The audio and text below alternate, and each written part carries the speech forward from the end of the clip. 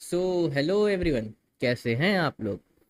तो हम लोग नया चैप्टर देखिए लेकर के आ गए हैं आपके C H S B H U exam chemistry के लिए। एंड चैप्टर का नाम है मेटल एंड नॉन मेटल्स। और इसमें हम लोग उसके कुछ क्वेश्चंस, इंपॉर्टेंट क्वेश्चंस देखेंगे। ठीक है, तो आइए चलिए शुरू करते हैं। देखिए दोस्तों, मेटल क्या होता है। जनरल भाषा में हम लोग जो समझते हैं, डेली लाइफ में देखते हैं, तो मेटल क्या होता है। जनरली हार्ड इन नेचर होता है, शाइनी होता है। शाइनी का एक और वर्ड है जिसको कहते हैं लस्ट्रस। ठीक है। मेटल इलेक्ट्रिसिटी कंडक्ट कर सकता है। और क्या कर सकता है मेटल। मेटल का बॉइलिंग पॉइंट बहुत हाई होता है। मेटल का मेल्टिंग पॉइंट बहुत हाई होता है।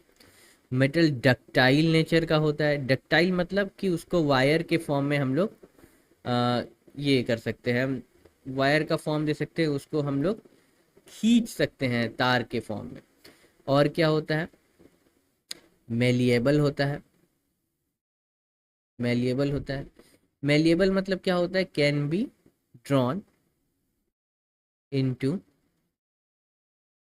थीन टिप्स। पतले पतले चादर के फॉर्म में हम लोग मेटल को कर सकते हैं मेलिएबल। ठीक है। अब देखिए इसका क्वेश्चन क्या कह रहा है। इसका क्वेश्चन कह रहा है विच of the following properties is not a characteristic of metal. Metallic cluster तो भाई हाँ ये तो होता है। हाई डेंसिटी ये भी होता है। हार्डनेस ये भी होता है। Low melting and boiling point, so our answer ये हो जाएगा क्योंकि नॉट पूछा है। आप लोग क्वेश्चंस में जरूर देखिएगा कि वहाँ पे नॉट वर्ड अगर है उसका हम लोग आंसर उल्टा देते हैं। जनरली क्या होता है कि हम लोग कभी कभी प्रेशर में गलत मार के आ जाते हैं, तो वो काम नहीं करना है। एक चीज़ मैं और आपको बता देता हूँ कि देखिए केमिस्ट्री में जहाँ हम लोग चार चीज़ पढ़ते हैं वहाँ पे दो चीज़ एक्सेप्शन आ जाता है। तो यहाँ पर भी एक एक्सेप्शन है। एक्सेप्शन क्या है कि गैलियम एंड सीजियम ये दो ऐसे मेटल हैं जिनका melting point and boiling point low होता है। ठीक है। तो यहाँ पर ये दो ऐसे मेटल हैं जिनका melting point and boiling point low होता है। तो अगर आपको कभी ऐसा क्वेश्चन आ जाए तो हम लोग वहाँ पर उसको टिक करेंगे। बाकी जनरली जो मेटल होता है उसका melting point and boiling point high होता है। नेक्स्ट क्वेश्चन क्या है, विच of the following metals generally occur in liquid state. तो दोस्तों यहाँ पर जो मर्क्यूरी मेटल होता है जो कि थर्मोमीटर में यूज होता है, दैट इज द मेटल जो कि है लिक्विड एट रूम टेम्परेचर। तो our answer will be option A. Which of the following is non metallic liquid at room temperature. Non metal में ऐसा कौन सा लिक्विड, नॉन मेटल ऐसा कौन सा है जो कि लिक्विड रहता है रूम टेम्परेचर पे। तो उसका आंसर हो जाएगा bromine. Bromine is a non metal that is liquid at room temperature. आगे बढ़ते हैं।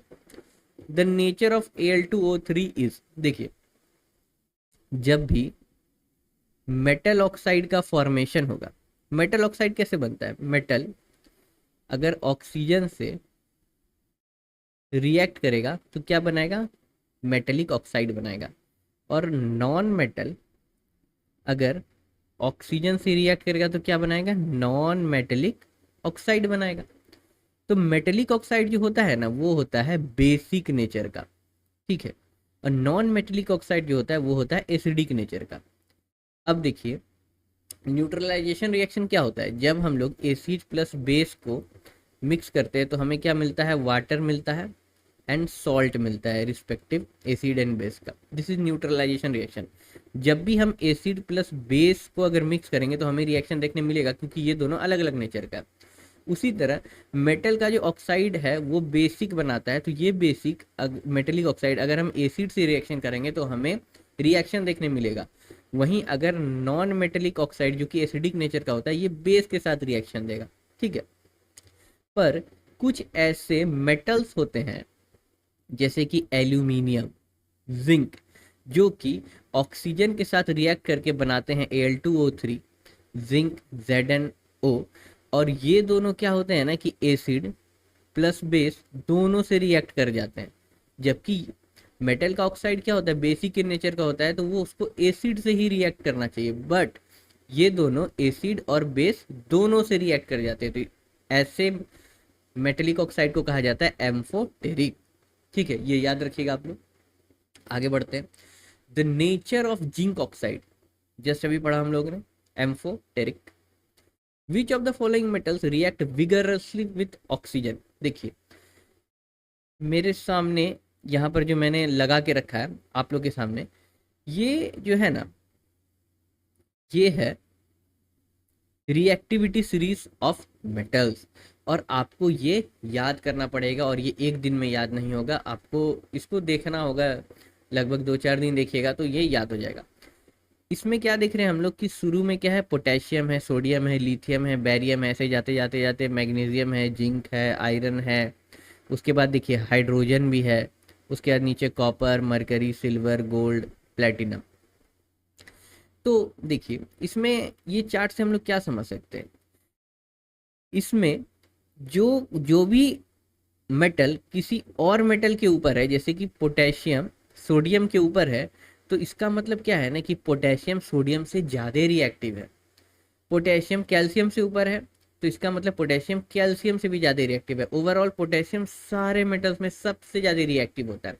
सोडियम के बारे में अगर कहें तो सोडियम क्या है, सोडियम सोडियम सिर्फ पोटेशियम को छोड़ के बाकी सबसे ज़्यादा रिएक्टिव है। अगर सोडियम पोटेशियम में कंपेयर करेंगे, है तो दोनों रिएक्टिव मेटल, बहुत रिएक्टिव मेटल है, लेकिन सोडियम और पोटेशियम में से पोटेशियम ज़्यादा रिएक्टिव है। अगर पोटेशियम और हाइड्रोजन में अगर हम लोग कंपैरिजन करें तो कौन ज़्यादा रिएक्टिव है, तो ऑब्वियसली पोटेशियम ज़्यादा रिएक्टिव है। तो इसको हम लोग देख सकते हैं, जैसे ही नीचे हम लोग बढ़ेंगे, नीचे ही हम लोग बढ़ेंगे, तो नीचे का जो मेटल है ना वो सब लीस्ट रिएक्टिव होता है। और सिल्वर, गोल्ड एंड प्लेटिनम को हम लोग नोबल मेटल्स बोलते हैं। कौन सा मेटल बोलते हैं, नोबल मेटल्स। क्योंकि ये नोबल मेटल्स जो है ना, सिल्वर, प्लेटिनम एंड गोल्ड, ये रिएक्टिव इन नेचर नहीं होते। ठीक है, अब देखिए क्वेश्चन देखते हैं, which of the following metals react vigorously with oxygen. तो देखिए जिंक है, मैग्नीशियम है, सोडियम है, कॉपर है, तो इसमें सबसे ज़्यादा रिएक्टिव कौन होगा, सोडियम। ठीक है तो जिंक और मैग्नीशियम भी, लेकिन सबसे ज्यादा पूछा है with the following metal react vigorously, सबसे तेजी, विगरसली मतलब होता है एकदम फटाक से, तो the answer will be sodium. अब basic oxide is formed by element, अभी बताया मैंने कि मेटल का जो ऑक्साइड होता है वो कैसा फॉर्मेशन देता है, बेसिक ऑक्साइड का। तो इसमें मेटल कौन है, सोडियम मेटल है। क्वाइनेज मेटल्स आर, तो क्वाइनेज मेटल्स किसे कहते हैं भाई, तो क्वाइनेज मेटल्स उसे कहते हैं जिससे कि हम लोग क्वाइन को मिंट कर सकते हैं। मिंट मतलब कि क्वाइन बना सकते हैं। तो आइए चलिए देखते हैं क्या क्या दिया है। तो दिया है कैल्शियम, सिल्वर एंड निकल। भाई कैल्शियम तो ब्रिटल इन नेचर का होता है, इससे क्वाइन कैसे बनाएंगे, तो ये हमारा ऑप्शन ऐसे ही खत्म हो गया। कॉपर, सिल्वर, ऑरम, तो ये कुछ कुछ लग रहा है, तब भी आगे बढ़ते हैं।